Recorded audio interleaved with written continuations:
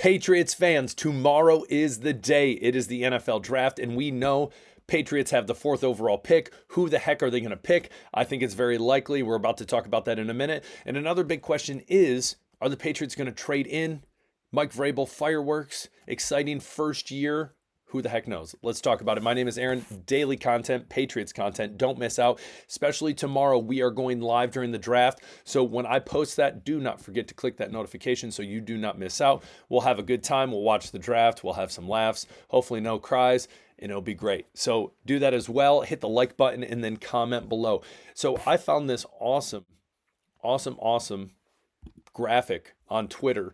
And basically what happened, they took 109, kind of an arbitrary number, mock drafts. They meshed them all together, and this is what they came up with when it came to the percent chance that that pick will be available for the next pick. So, for instance, Cam Ward, 100% chance that obviously he's available at number 1 because the Titans can pick whoever the heck they want.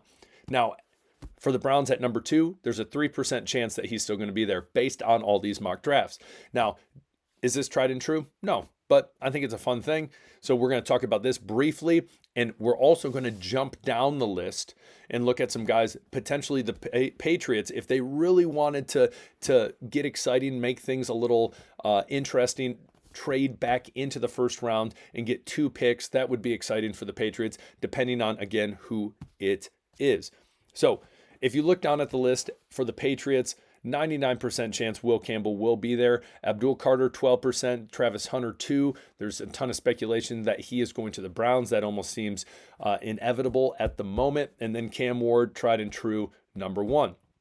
So this is really no surprise when we look at this. Again, I know there's still a lot of Will Campbell haters out there that say, listen, his arm length, and we're talking literally a fraction of an inch, and people are melting and freaking out on it. Again, it's going to be okay. There's people out there that know a ton more, obviously, than me, than you, that have the situation handled, and I think it's going to be good. So Will Campbell is my lock for the 4th overall pick for the New England Patriots, barring some extreme move.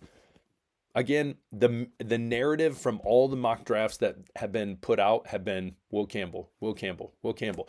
Could there be a surprise? Yes. Do I think that's likely? No. Again, if you're watching me live, we're talking live, we're chatting live, and it's not Will Campbell, you have every right to say, Aaron, you're an idiot, you're wrong. And that's fine. That's fine. I really don't care. And so, again, that is my thought. Now, as we go down this list, we look at different players. Now, a lot of people have been super high on Ashton Genty. You look, and when he gets to the Raiders, it goes from 77% chance that he's still there to 31% chance to 28%, and it keeps going down. So again, Ashton Genty, I do not think will fall out of the top 10. And the one that surprises me, though, and I do want to talk about for a minute, and this doesn't have to deal with the Patriots, but is Shedeur Sanders. And I want to jump to this tweet real quick, just because I think it's interesting draft day drama, is the fact that there's been not only one, this is one instance, that a NFL assistant coach has said, listen, Shedeur Sanders, not a great interview. It was rough. He's entitled. He takes unnecessary sacks. His timing is all off. Horrible body language. Blames teammates. And all these different things. So if I have one big guess tomorrow during the draft, is Shedeur Sanders is going to drop. Now I would prefer the Giants to draft him, because then that means either Abdul Carter or Travis Hunter. Most likely Abdul Carter is available for the Patriots, and I would love that. And then if they traded back in, that's my ideal scenario. Abdul Carter is drafted at 4. We trade back in and get someone like Josh Simmons, because I think he is a dog, and I think a lot of people are overlooking him for these other guys at the top, like Membu, Campbell, Banks, all these other guys.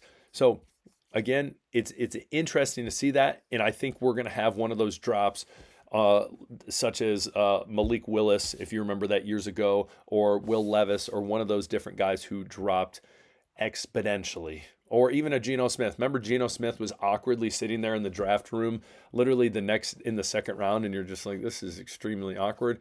Again, he was invited, but I could see that happening to Shedeur Sanders. McMillan, what's interesting, he's still available, a high percent into the early teens. So it'll be interesting there.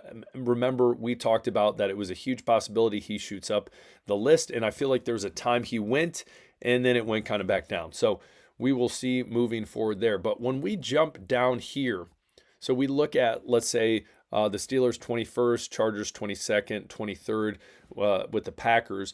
Then you get into Josh Simmons, who's all the way down here. So there's based on this, there's a 74% chance that he's still available at 24, so in the mid-20s to the Minnesota Vikings. The question becomes, if the Patriots were to get Abdul Carter, would they go in that spot and try to get an offensive tackle like Josh Simmons? Or are they going to wait at that 38 spot and then get Connerly or Ursary out of Minnesota? Again, I think the most likely scenario is Will Campbell 4, obviously, and then they don't trade back in. But wouldn't it be exciting if they got back in there and said, hey, we ain't finished tonight. Let's get someone else. Comment below if you agree. Now you might say, Aaron, no, because if they do something stupid, then I'm just going to be frustrated all night. You know, I'm for all those people that are the Will Campbell haters at 4, they're like, I'm already prepping myself for that. I can't prep myself for something else where they trade in and it's something that's incredibly frustrating. Again, if I trust the process. You've heard me say it once, you've heard me say it twice, 100 times, trust the process.